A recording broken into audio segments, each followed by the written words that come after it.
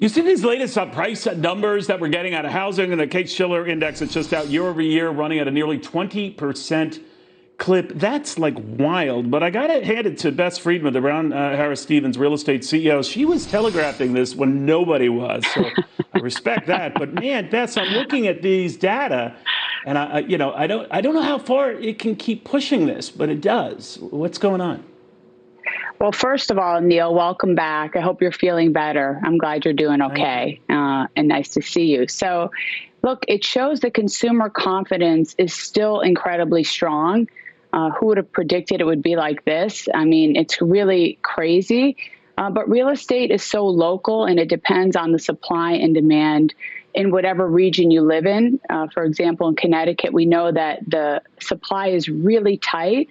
But in New York City, we have good supply, but we're seeing bidding wars. I have a couple who just purchased their first home. They were lifelong renters, and they missed out on 2 apartments before they finally got the 3rd apartment that they bid on. And they had to pay over ask, and they were unprepared for the process. They didn't have their mortgage set up.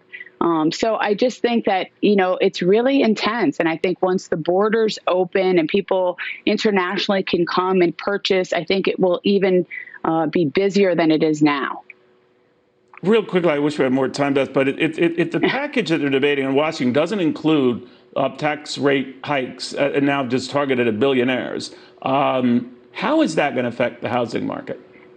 I mean, Neil, and this is just a good point to remind everybody that next week it's the general election here for mayor. Super important that people show up and vote on November 2nd, a week from today. I'm working as a poll worker.